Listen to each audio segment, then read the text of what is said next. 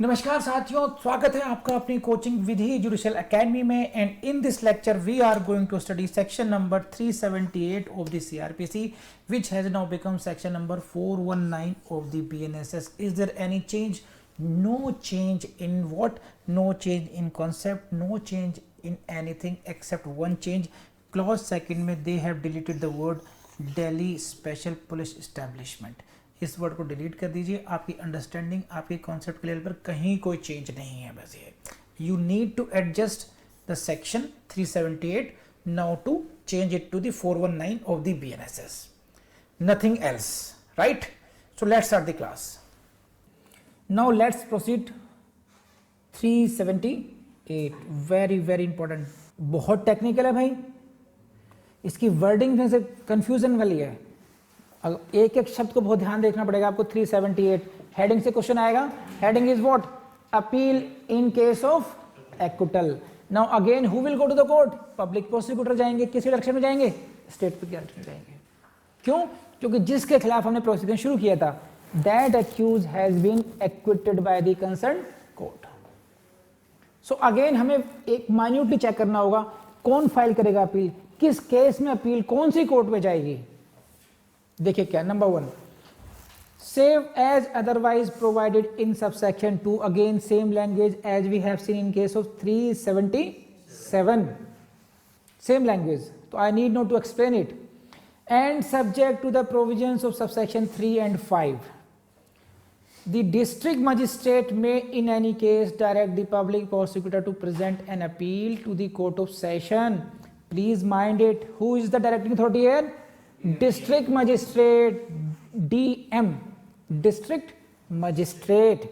In any case, direct public prosecutor to present an appeal to the court of sessions from an order of acquittal passed by a magistrate. तो this is the code. acquittal का order किसने पास किया है? Magistrate ने किया है। It is the magistrate court. Magistrate court से acquittal हुआ, कहां जाएगी? कौन करेगा डायरेक्ट? कौन फाइल करेगा?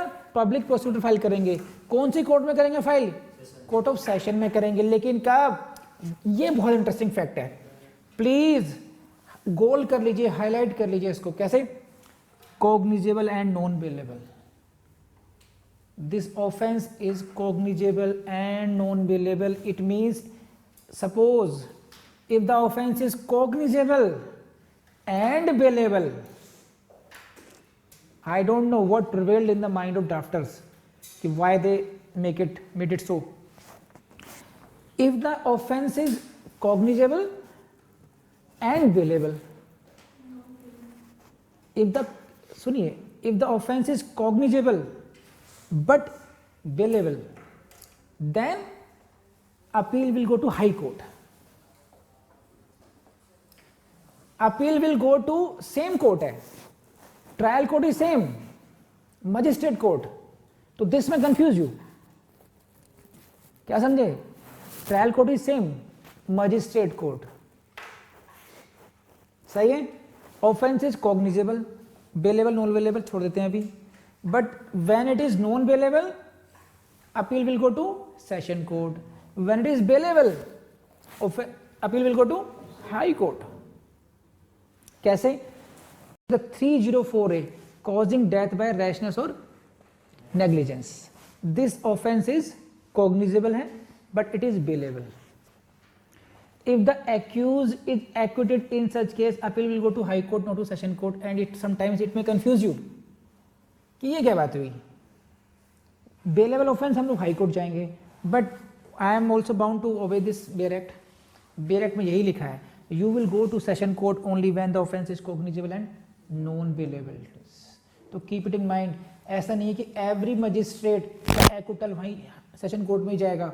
इन दैट केस अगर एक्विटल हुआ है, सही है, पहली बात एक्विटल, सेकंड बात मजिस्ट्रेट कोर्ट, थर्ड ऑफेंस, तीन कंडीशंस हो गई अभी। Acquittal by magistrate, offence is cognizable and non bailable. In that case appeal will go to court of session through public prosecutor who will be directed by the district magistrate. आ गई समझ में? अगर आपको समझ में आ गई बात तो रेज हैंड। सभी को आ गई? सही है। ये फैक्ट इंटरेस्टिंग लगा ना आप लोगों को, क्योंकि ये छुपा हुआ रह जाता है। क्योंकि जनरली हमारे दिमाग में एक कॉमन परसेप्शन है मजिस्ट्रेट कोर्ट सेशन कोर्ट में जाएगी appeal, it should go to, why we should go to high court, क्योंकि we see every case is going to session court, but two cases are non available. चोरी करी आपने, चोरी करी, छोड़ दिए गए, अपील जाएगी कोर्ट ऑफ सेशन में। कोर्ट ये 304A का मुकदमा है, किसी की जान चलेगी आपके रैशनेस नेग्लिजेंस से, आपको छोड़ दिया गया, अब state will go to the appeal in high court because that offence is bailable. हो गया, बढ़े आगे। Clause B to the high court, in clause A appeal went to court of session, in clause B appeal will go to high court. लेकिन कब कब जाएगी? Magistrate court है तब चली जाएगी कोर्ट ऑफ सेशन में। अब जो अन्य कोर्ट्स हो गई, लेकिन इसमें एक बात ध्यान रखना है, क्योंकि this is an appeal against acquittal, है कि नहीं है? तो acquittal can be in the original court as well as in appellate court as well. आप समझ रहे हैं बात को? सी देखिए, मजिस्ट्रेट कोर्ट ने ऑर्डर पास किया, समझिए आप, and offence was cognizable and non bailable, सही? उसमें मजिस्ट्रेट ने कन्विक्शन कर दिया, अपील जाएगी अगेंस्ट द कन्विक्शन, कहां चलेगी? सेशन कोर्ट में चली गई। अब सेशन कोर्ट ने उसको एक्विटल कर दिया, सेशन कोर्ट ने एक्विटल कर दिया, तो this is the acquittal by appellate court. तो इस फ्रेज को समझिए, from an original or appellate order of acquittal, acquittal may be from an original court, acquittal may be from an appellate court. ये बात समझ नहीं आई है? किसके द्वारा? Passed by any court other than high court. Appellate court other than high court कौन सी हो गई? सेशन कोर्ट हो गई।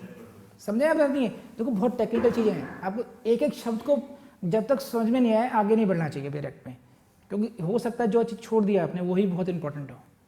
ये बात क्या है? तो इसमें हाई कोर्ट में आप कब जाएंगे अपील में? दो केस में जा सकते हैं। कॉमन चीज क्या है? It should be order of acquittal, it may be pass in original trial, original court और बाय अपीलेट कोर्ट, सही है? और it can be the order of acquittal pass by the court of session in revision as well. क्या शर्त है? It should be not being an order under clause A. बस clause ए में ए वाला order नहीं होना चाहिए। क्लॉज ए में होगा, कौन सा क्लॉज ए में?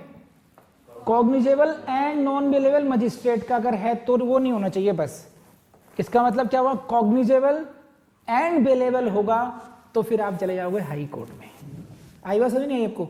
तो ये टेक्निकलिटीज हैं, आप अपने बेरेट की सुंदरता को थोड़ा बिगाड़िए और हाईलाइट कीजिए इस तरीके से, ताकि आप इन सबको याद रहें। और कल ही टेस्ट होगा इसका। बड़े साहब आगे को। अब ये देखिए लैंग्वेज क्या थी, दोबारा रिवर्स कीजिए। And subject to the provisions of subsection 3 and 5। 378 की जो शुरुआत है कहां से हुई? क्लॉज 1 में क्या लिखा था? Subject to the provisions of subsection 3 and 5। अब देखते हैं 3 and 5 के अधीन रहते हुए क्या था। 3 में क्या था?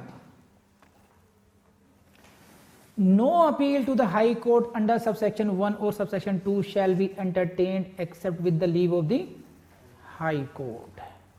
तो 3 में जो है यानी कि हाई कोर्ट की परमिशन से ही, हाई कोर्ट की परमिशन से ही अपील होगी। 2 में क्या है?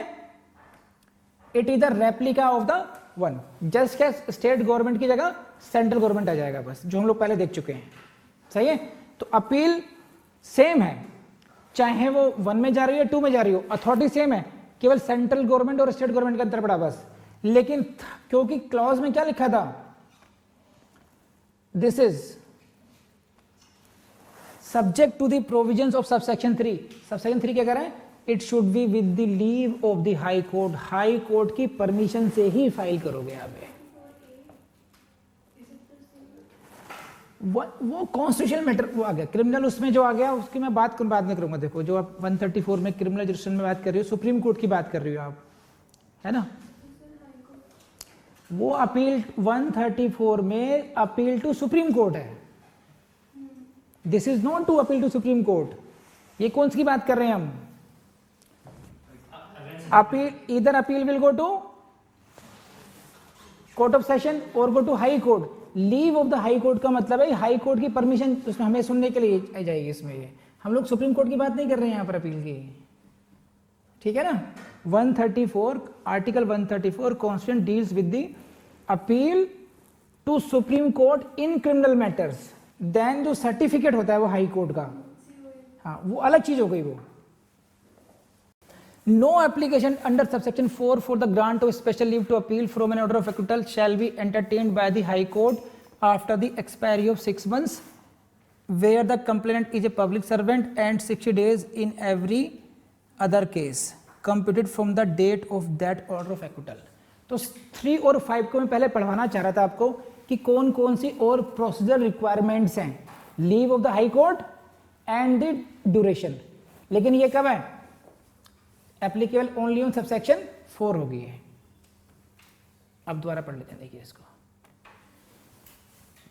कम टू 4 सब क्लॉज 4 क्या कहती है अभी, इफ सच एन वेरी कई बार प्रीलिम्स से क्वेश्चन इसी सबसेक्शन से आया अभी 4 से। If such an order of acquittal is passed in any case instituted upon complaint, highlight this portion. This is an order of acquittal, ठीक है, लेकिन कब, passed in any case instituted upon complaint, bracket में लिख लीजिए note the state case, note on the basis of FIR। 2 तरीके से case file होता है ना, क्रिमिनल जुरिसडिक्शन सिस्टम को आप एक्टिवेट 2 तरीके से कर सकते हो, थ्रू FIR और थ्रू कंप्लेंट। तो it is dealing with the cases when the case is instituted upon complaint and not on the police report. समझ में आई बात आपको।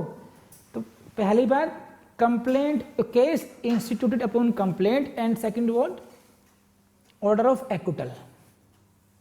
सही है, order of acquittal. And the high court on an application made to it by the complaint in this behalf grants special leave to appeal from the order of the acquittal. The complainant may present such an appeal to the high court. तो ये question आपके जो 138 के section हैं, 138 negotiable instrument act, वो complaint case होते हैं, और जब उसमें एक्विटल होता है तो उसकी अपील, ट्रायल तो चलता है मजिस्ट्रेट कोर्ट में, लेकिन उसकी अपील कहाँ जाती है, हाई कोर्ट में जाती है, इसी बेस पर जाती है। और ये क्वेश्चन MP जुडिशरी में या कई जुडिशियल उसमें आपने मिला होगा आपको ये क्वेश्चन, ये कि कंप्लेंट केस में अगर एक्विटल होगा तो अपील कहाँ जाएगी, हाई कोर्ट में जाएगी।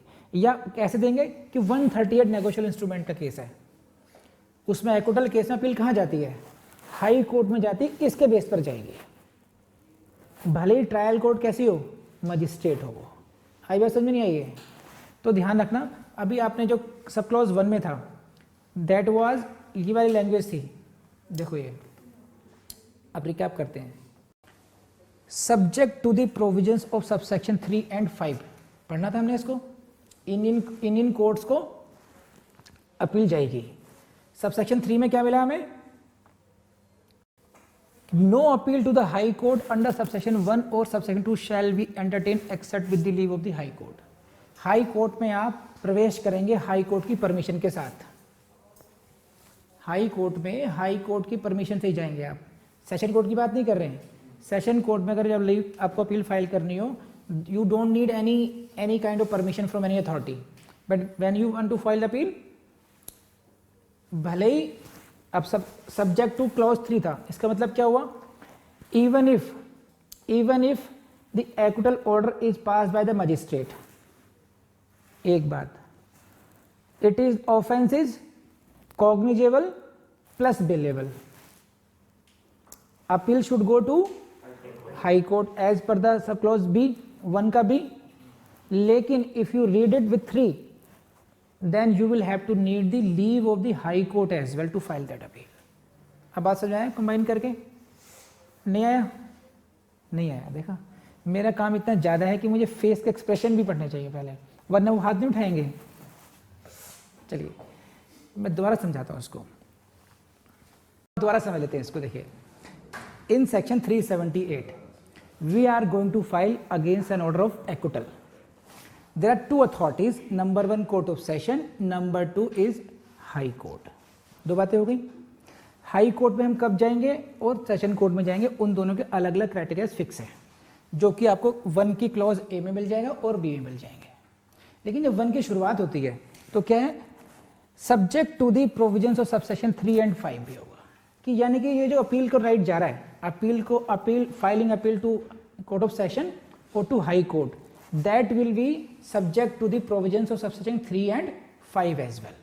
You will have to comply with the subsection 3 and subsection 5 as well। समझ में आ गई बात यहाँ की? तो सबसेक्शन 3 में जो बात की है, उन्होंने कहा कि no appeal to the high court shall be filed except with the leave of the high court, कि हाई कोर्ट में जाएंगे, सारे क्राइटेरिया फिक्स हैं आपके कि भाई वही कोर्ट है, उसी का एक्विटल ऑर्डर है, ठीक है, लेकिन आपको हाई कोर्ट में अगर अपील फाइल करनी है तो हाई कोर्ट की फिर परमिशन ली जानी भी जरूरी है in addition to this. High court में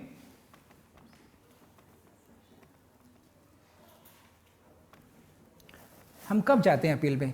to the high court from an original or appellate order of acquittal. Acquittal order हो गया हाई कोर्ट में जाने के लिए, सही है। कौन सी कोर्ट हो गई ये भी चल गया पता, other than the high court हो गया, या रिविजनल कोर्ट ने एक्विटल किया था। Now this is an order which can be appealed in the high court. आई बात समझ नहीं आई आपको भी? नाउ इन एडिशन, ये तो आपको आइडेंटिफिकेशन ऑफ केस हुआ। If you read subsection 3 then there is a written requirement of what, this leave of the high court, because no appeal to the high court under subsection 1 और 2 shall be entertained except with the leave of the high court.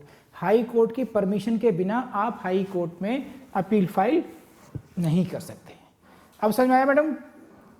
बढ़े आगे को। अब clause 4 में क्या था? Acquittal है। कौन से केस में? कंप्लेंट केस में। If such an order of acquittal is passed in any case institute upon complaint, then again the high court on an application made it to complaint in this behalf grants special leave to appeal. तो यहां पर भी permission लेनी पड़ेगी आपको। High court में जा रहे हैं, देन यहां पर आपको स्पेशल लीव लेनी पड़ेगी कंप्लेंट केस में। अब 5 में आ जाइए। 5 में कह रहे हैं ये जो एप्लीकेशन है, एप्लीकेशन कौन सी?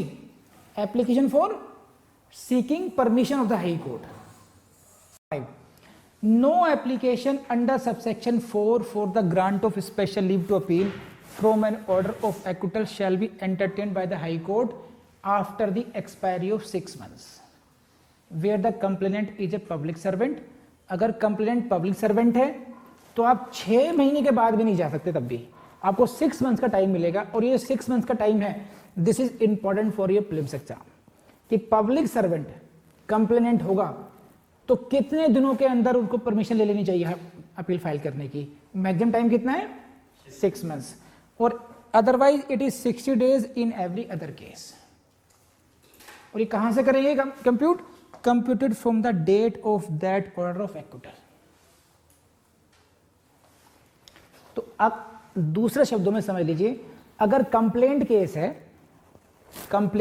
है और कंप्लेनेंट हुए public servant, who is the complainant? Public servant complaint है, और एक्विटल हो गया इस केस में। अब अपील कहां जाएगी? हाई कोर्ट में जाएगी।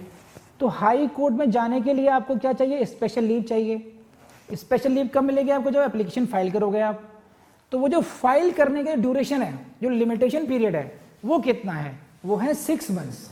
पब्लिक प्रोसिक्यूटर नहीं, पब्लिक सर्वेंट को विद इन 6 months परमिशन ले लेनी चाहिए seeking for the only then. और in other cases the limit will be 60 days, and you will count these 6 months or 60 days from the date of that order of acquittal। जो order का जो acquittal order है, जिस date को पास हुआ है, उस डेट से आप 60 दिन या 6 महीने काउंट करना शुरू करोगे। ठीक है। 6 if in any case the application under subsection 4 for the grant of special leave to appeal from an order of acquittal is refused, no appeal from that order of acquittal shall lie under subsection 1 or under subsection 2। समझे आप? कि अगर वो permission नहीं मिली, भाई आपने permission मांगी high court से और परमिशन हाई कोर्ट ने रिफ्यूज कर दी, कौन सी परमिशन आ रही है? आपने सब क्लॉज 4 में जो गए यहाँ पर, कौन सी परमिशन? कंप्लेंट केस में, कंप्लेंट केस में एक्विटल हुआ, आपने परमिशन मांगी हाई कोर्ट से और परमिशन रिफ्यूज हो गई, तो क्या आप किसी अन्य सेक्शन में जा सकते हैं अपील में? नो, ना 1 में जा सकते हैं ना 2 में जा सकते हैं। किन किन को समझ में आ चुका? Raise hand. पढ़े आगे? चलो जी, फिर नहीं आया? नहीं आया समझ में? दोबारा समझ लीजिए। देखिए, ये तो समझ में आ गया क्लॉज 4 में कहाँ किसको जाना है अपील में? कौन जाएगा अपील में? प्रोसिक्यूटर नहीं, मैं क्योंकि पब्लिक प्रोसिक्यूटर, तो 12 पब्लिक प्रोसिक्यूटर निकलता है मेरे मुंह से, आप तो मत भूलिए, पब्लिक सर्वेंट। हाँ, कंप्लेंट केस में, कंप्लेंट केस में अपील कहाँ जाएगी? कब जाएगी? एक्विटल केस में। उसके लिए क्या करना पड़ेगा? परमिशन सीख करनी पड़ेगी, स्पेशल परमिशन लेनी पड़ेगी। स्पेशल परमिशन कब मिलती है? कौन से सेक्शन में मिलती है? सब सेक्शन में 4 में, ठीक है। 5 में तो भाई, 5 में तो डेज दिए हुए हैं, और 3 में क्या है कि परमिशन मिलनी चाहिए, और 4 की बात कर रहे हैं, कंप्लेंट केस की बात कर रहे हैं 4 में, सही है। परमिशन के लिए आपने अप्लाई कर दिया हाई कोर्ट में, हाई कोर्ट ने परमिशन रिजेक्ट कर दिया आपकी, you are not permitted to file the appeal now. तो अब क्वेश्चन ये है कि यहां का द्वार तो बंद हो गए आपके हाई कोर्ट जाने के, क्योंकि high court is not ready to listen you. तो can you go this sub section 1 और 2 में जा सकते हैं क्या आप? तो आंसर इज नो, ठीक है। क्लॉज 1 2 में क्या था? पढ़े रखा है आप लोगों ने, अभी पढ़ाया है मैंने। तो यानी कि अगर once high court declines the permission, you can not file appeal to high court in complaint case in case of acquittal. तो what is the remedy for you then? Then again you can seek the help of honourable supreme court under article 136 कि जी हमें तो appeal करनी है और high court ने permission नहीं दी, तो आप ये कंप्लेंट वहां लेके जा सकते हैं, सुप्रीम कोर्ट में जा सकते हैं। कर लेंगे अब? तो दिस इज 378। तो दोस्तों, क्लास आपको पसंद आई होगी, 100% पसंद आई होगी बस। लेकिन आपसे मेरी गुजारिश है, अगर आपको फील होता हो कि हमने आपके साथ, आपने जो टाइम दिया, राइट, उसके साथ हमने जस्टिस किया, आप जिस एक्सपेक्टेशन को लेकर के इन वीडियोस को देखने बैठे थे, हमने उस एक्सपेक्टेशन को मीट आउट किया। अगर ऐसा लगता है तो प्लीज़ इस वीडियो को लाइक जरूर कीजिएगा, कमेंट जरूर डालिएगा एंड इसको शेयर जरूर कीजिएगा। और यदि आपने हमारे चैनल को अभी तक सब्सक्राइब नहीं किया है तो please subscribe this channel. Besides this, इससे अलग आपको क्या करना है, I will suggest you, please इस वीडियो के डिस्क्रिप्शन को जरूर देख लीजिएगा, वहाँ पर आपको बहुत सारे इंपॉर्टेंट लिंक्स मिल जाएंगे। दूसरी बात, हमारी जो वेबसाइट है vidhijudicial.com, उसको जरूर एक्सप्लोर कर लीजिएगा, हमारे ऐप को जरूर एक्सप्लोर कर लीजिएगा। इतना अगर आप करते हैं तो आपको जो आपको मटेरियल चाहिए, जो आपकी कमी महसूस करते हैं, वो कमी भी आपकी यहाँ से पूरी हो जाएगी। इसके अतिरिक्त मैं आपसे ये जरूर कहूँगा, देखिए आप सब लोगों को आजकल मैंने देखा कि आप लोग बहुत डिमोटिवेट हो रहे हैं, आप लोग एडवोकेसी में जाना चाहते हैं। Advocacy is a royal profession, लेकिन वहाँ पर कोई क्विक फिक्स नहीं है, वहाँ पर कोई सर्टेनिटी नहीं है। इस बात को ध्यान रखिएगा। आप अपने दिल से पूछिए कि आप बस कोई और ऑप्शन नहीं है इसलिए एडवोकेसी में जा रहे हैं, या आपके अंदर वो जज्बा है, you want to become a good lawyer, आप इसलिए जा रहे हैं। इफ़ यू फील कि you still want to prepare for the judicial services, तो प्लीज़ दोनों में बैलेंसिंग कीजिए, अच्छे तरीके से बैलेंसिंग कीजिए और अपने को अपडेट कीजिए। जुडिशरी की तैयारी को डिसकंटिन्यू मत कीजिए। एडवोकेसी के लिए मैं आपको ये नहीं कहूँगा कि वो, मैं नेगेटिव नहीं बोलूँगा, advocacy is a royal profession, but only for those who can bear that much struggle in life and who thinks themselves to become the advocate, कि मुझे बनना ही है एडवोकेट, तो फिर वो रिग्रेट नहीं करेंगे।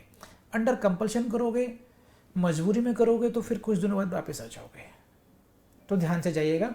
एंड जहाँ तक जुडिशरी की तैयारी की बात है, वो हम आपको फ्री ऑफ कॉस्ट करा ही रहे हैं।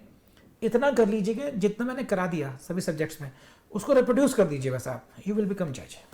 ठीक है, थैंक यू वेरी मच।